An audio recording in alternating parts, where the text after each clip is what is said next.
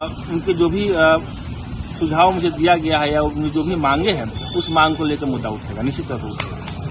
Rajesh sir जिंदाबाद, Rajesh sir जिंदाबाद। आज तक कोई नहीं आया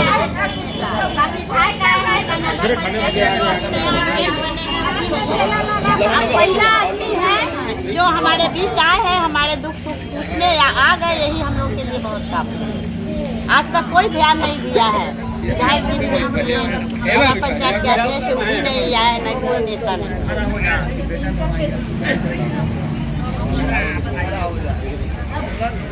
हड़ताल पर बैठी आशा कार्यकर्ताओं और कुरियर कार्यकर्ताओं से मिलने पहुंचे साहेबगंज क्षेत्र संख्या 1 के जिला पार्षद इंजीनियर राजेश सहनी। बता दें कि शनिवार को अनिश्चितकालीन हड़ताल पर बैठी आशा कार्यकर्ताओं और कुरियर कार्यकर्ताओं से मिलने CSC साहेबगंज के परिसर में साहेबगंज क्षेत्र संख्या 1 के जिला पार्षद इंजीनियर राजेश सहनी पहुंचे। वहीं आशा कार्यकर्ताओं ने बताया कि वे अपने 9 सूत्री मांगों को लेकर 11 दिनों से अनिश्चितकालीन हड़ताल पर बैठी हैं, जबकि कुरियर संघ साहेबगंज के कर्मी भी अपने 14 सूत्री मांगों को लेकर छठे दिन अनिश्चितकालीन हड़ताल पर रहे। तमाम कर्मियों ने अपनी समस्याओं से श्री सहनी को अवगत कराया। उसके बाद जिला पार्षद श्री सहनी ने कहा कि आशा कार्यकर्ता और कुरियर कार्यकर्ताओं की मांगे जायज हैं, जिसको लेकर वे अपने जिला पार्षद अध्यक्ष के समक्ष सदन में आवाज उठाएंगे। वहीं उन्होंने धरना पर बैठे तमाम कर्मियों का समर्थन करते हुए वे भी धरना स्थल पर बैठ गए। इसी क्रम में उन्होंने CSC साहेबगंज प्रभारी डॉक्टर गणेश कुमार गौतम से फोन पर बात की। देखिए ये खास रिपोर्ट। ये आपके अस्पताल में साहेबगंज में क्या चल रहा है सर, बताइए तो हमको। ये गरीब महिला अपने बच्चे के साथ आ रही है और गार्ड से जब पूछा जाता है तो आपके गार्ड बोलते हैं कि आशा कार्यकर्ता से पूछिए, जो आशा कार्यकर्ता ऑलरेडी यहाँ बैठे हुए हैं धरने पर।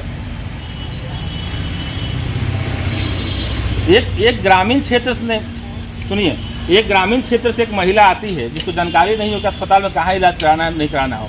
आपको गार्ड का क्या काम है? हमको समझ में नहीं आता कि यहाँ पे गार्ड है कि SP बना हुआ है साहेबगंज का हो। हम यहाँ बैठे हुए सामने सारा बात सुन रहे हैं।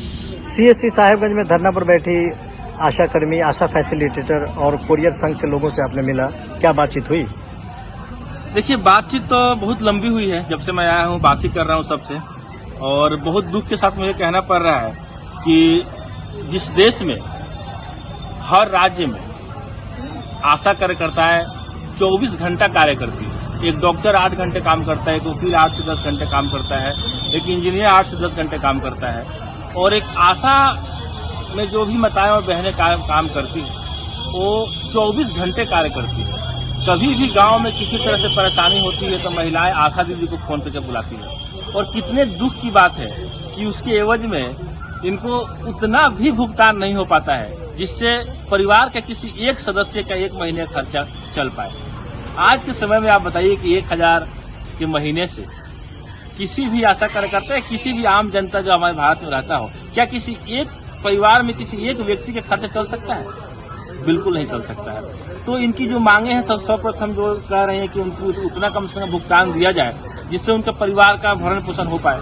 खास करके महिलाएं जो किसी न किसी परिवार में बहू है, बेटी है, बहन है, और रात को जितने बजे भी इमरजेंसी होती है अपना घर छोड़ के अन्य महिलाओं की सहायता के लिए बाहर निकलती है। तो मैं इनसे मिला और मैं जाहिर से मैं सरकार से अनुरोध करना चाहता हूं कि कम से कम माताएं बहनें जो आशा के रूप में कार्यरत है उनको मान सम्मान दिया जाए। और क्योंकि भारत के दूसरे राज्य में ये फैसिलिटी दी गई है तो हमारे बिहार राज्य में क्यों नहीं दी गई?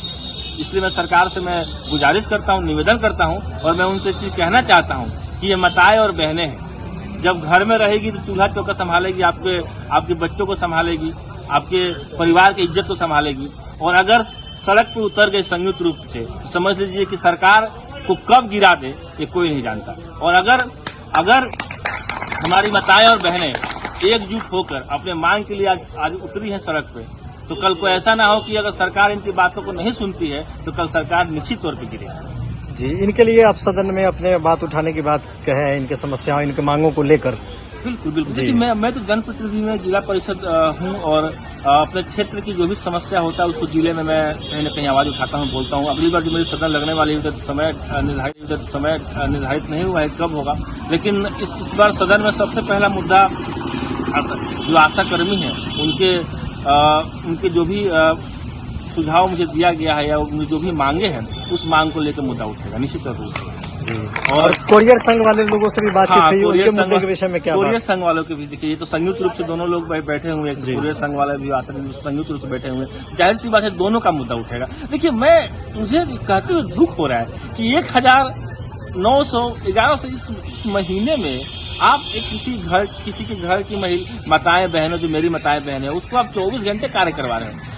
मैं कहना चाहता हूं, मैंने चीज को देखा है, अगर गांव में, अगर साहेबगंज शहर से दूर अगर कोई मेरा गांव है, चाहे मेरा गांव माधोपुर हजारी है, चाहे खुर्शीदपुर हो, चाहे पसगछिया हो, अगर घर में कोई महिला गर्भवती होती है और उसको जब पीड़ा होती है, जब बच्चे का जन्म देने का समय आता है, उस समय वो महिला आपके अस्पताल में नहीं आती है, उस समय वो महिला किसी आशा दीदी को फोन करती है, आशा दीदी उसके घर जाती है, सारा सुविधाएं करती है, एम्बुलेंस को बुलाती है, रात को 1 बज रहा हो, 2 बज रहा हो, 3 बज रहा हो, उस पीड़ित महिला के साथ एम्बुलेंस में बैठ के या निजी की सवारी करके उसको अस्पताल तक लेके आती है।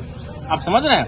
अगर मैं ये कहूं कि आज के समय में एक डॉक्टर और एक आशा दीदी में कोई फर्क नहीं, तो मैं गलत नहीं बोलूंगा। डॉक्टर अस्पताल में इलाज करते हैं, एसी में बैठ के इलाज करते हैं, पंखा चला के इलाज करते हैं, और एक आशा दीदी जो है, जिस घर में जाने का रास्ता नहीं हो, नदी पार करके जाना हो, जंगल पार करके जाना हो, पर जहां से फोन आ जाए उस घर में उनको जाना होता है। नहीं आ पाए तो हम लोग हमारा देखिए, हमारा फर्ज है, हम आप लोगों के सब समाज से, देखिए मेरा जो पद कोई सरकारी नौकरी वाला है नहीं, तो क्या बोल देते हैं, 5 साल के लिए आप लोगों ने मुझे मौका दिया है, 5 साल आप लोगों का सेवा कर रहे हैं, उसके बाद ऊपर वाले जाने और आप लोग जाने, हमको ना आगे की ये बात तो सर सही है कि 5 साल के लिए चाहे नीतीश जी हो या तेजस्वी जी हो, जो भी हो, लेकिन इसके बाद उन लोग का भी पलड़ा पलटेगा। वही तो जनता जनार्दन होती है, आप लोग जो चाहेंगे वही क्या होगा। अगर कोई नेता या कोई जन, तो मेरी ही आशा एक आवाज रही थी कि मोदी के घर में नोट नहीं तो आशा के घर में वोट। देखिए हम न किसी पार्टी के, न किसी जाति के हैं, सीधा सा बात, हम समाज की जनप्रतिनिधि है। प्रधानमंत्री वही ना है, हाँ, मोदी जी है, बिहार के नीतीश जी है, तो ये लोग हम लोग का बात क्या बहिरा हो गए हैं। 15 साल से ज्यादा से दिन से हम लोग खड़ रहे हैं, 15 साल उनको भी 15 साल से मेरा ज्यादा घर जो है, जो हम बिहार में, नीतीश कुमार जी बोलते हैं कि बेटी पढ़ाओ बेटी बचाओ, और इधर रोड पे निकाल के छोटी को छोड़ अपना बाल बच्चा को छोड़ के रोड पे आकर लोग आंगनबाड़ी लोग प्रखंड में आपकी संख्या कितनी है पूरे प्रखंड में? पूरे प्रखंड नहीं, अपने प्रखंड में। हाँ साहब, पूरे प्रखंड में 216 लगभग कार्यरत 216।